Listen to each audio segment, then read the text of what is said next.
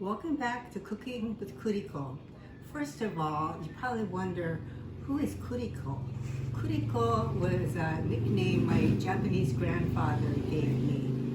Kuri, it means chestnut, but actually he called me Kuri because he couldn't say Christine. So his Japanese way is Kuri, and then Ko is just what they call, they add on to any name, like for a child. So that's why I'm Kuriko.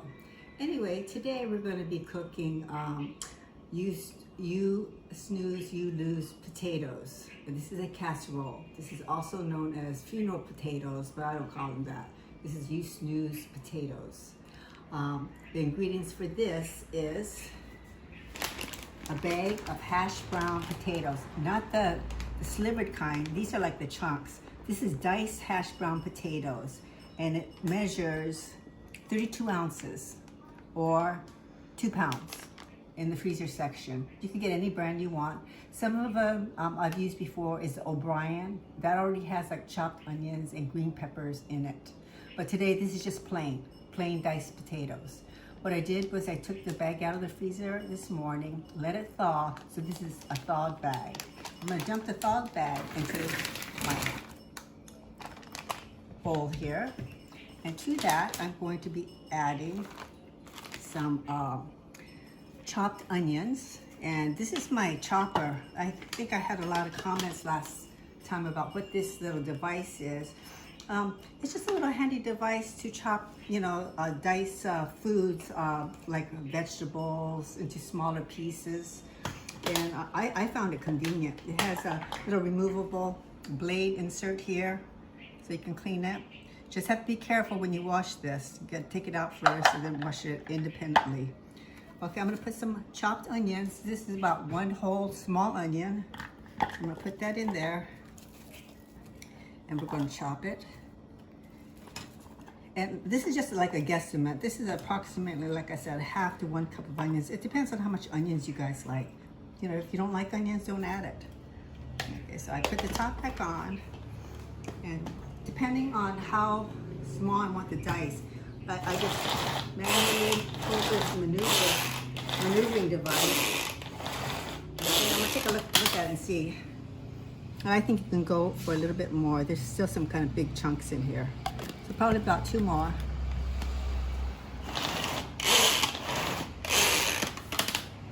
It's gonna cook in the oven. This is about the consistency I like. Okay, so I'm gonna remove this. We'll put that in the sink.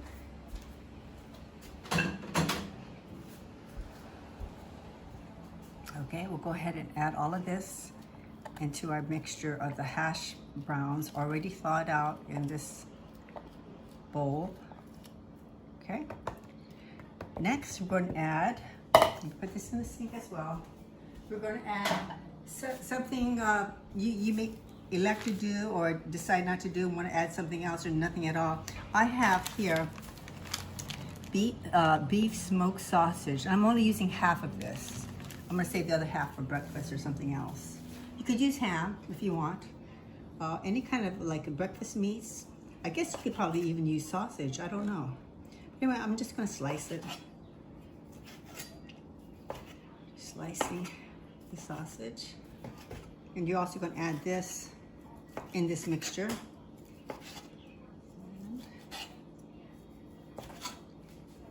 And I think I just dropped a piece of sausage, but that's okay. I just have to get it before my dog Nuki gets it, but she's outside right now, so we're safe. Okay, almost there. Okay. So here we go. Just add that. I should have mentioned prior to all this, go ahead and preheat your oven to 350 degrees. That's the first thing you should do, okay? So I have my sausages in here. Now what I'm gonna add is my sour cream. This is 2 cups of sour cream. Add all of that in there.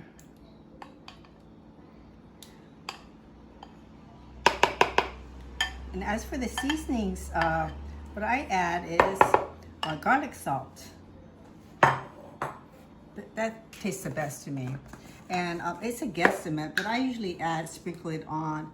Well, I'm gonna guesstimate. I probably put in about 2 teaspoons. And you could add salt to taste. Lately, I haven't been using a lot of salt. So let me make sure I get my teaspoon here. Okay, so my teaspoon measure.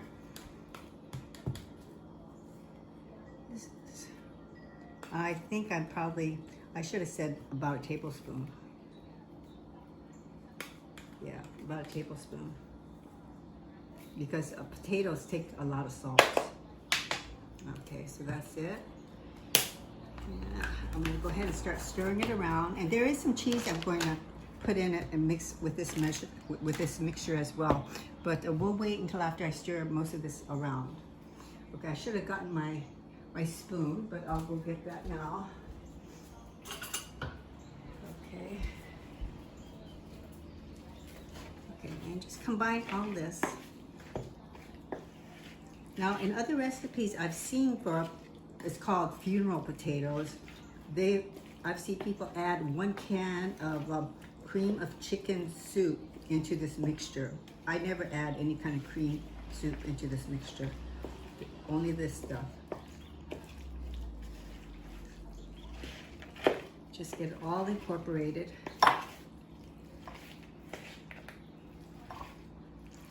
Okay, that looks good.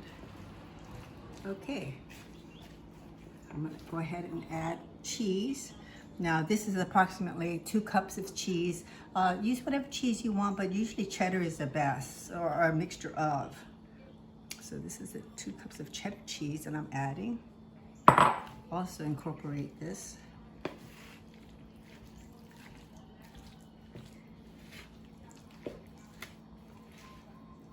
Get it pretty well incorporated into here.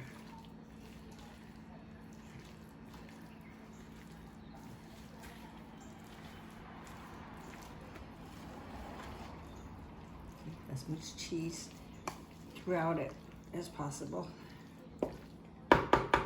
Okay, that looks good.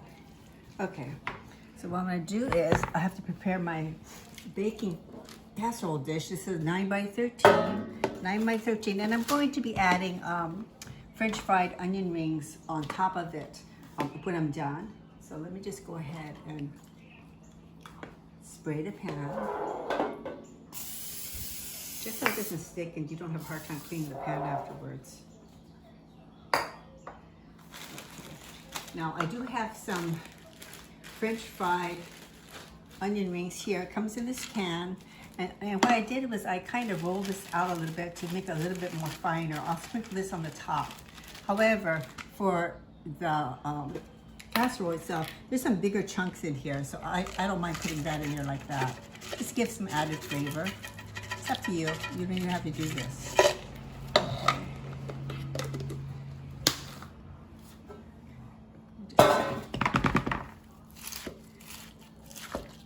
Just give it a little rough stir. Okay, that's it. So let me go ahead and put this into this casserole dish. It's kind of a big. Okay. Let's see if we get this all in here.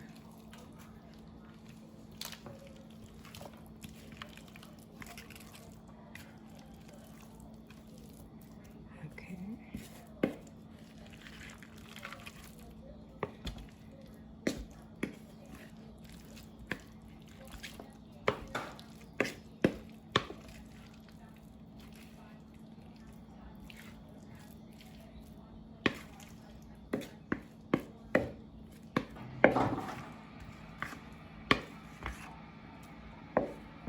Okay, I think that's it.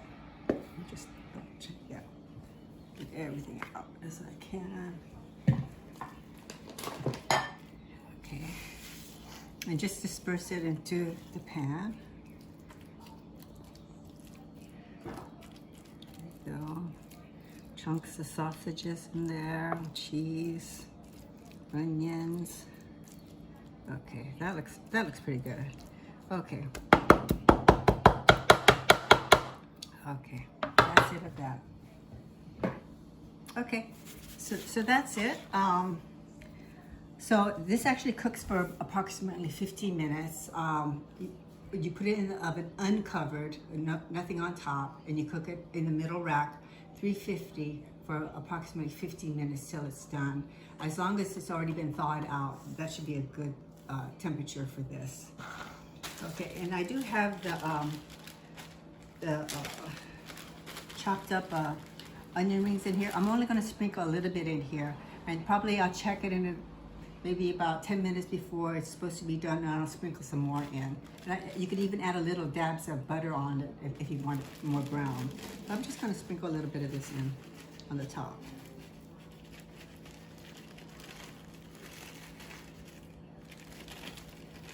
Okay, and that's enough now. And then I'll check it, like I said, probably about in 40 minutes, and then just see how it's going. But it should start turning a little bit golden brown.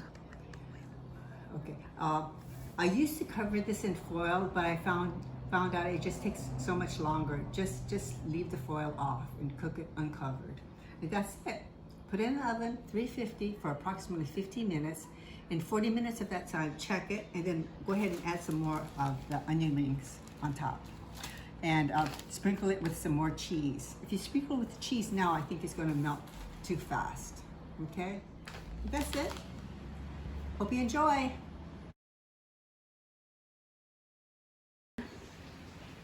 Well, I just pulled out the You Snooze, You Lose potatoes out of the oven.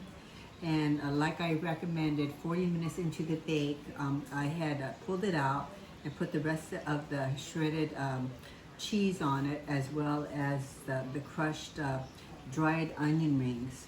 Put it back in the oven for an additional 10 to 15 minutes, and then it was completed. I just took it out and it's cooling. Now, the reason that it's named You Snooze, You Lose Potatoes is because when I had made it last time, most of it was gone, and I had put it in the refrigerator, and somebody had went to look for some more leftovers, and there was no more left. So that's why it was called You Snooze, You Lose Potatoes. Now you can eat this for breakfast, lunch, or dinner. It's very versatile, and it's one of our family favorites. Hope you guys enjoy.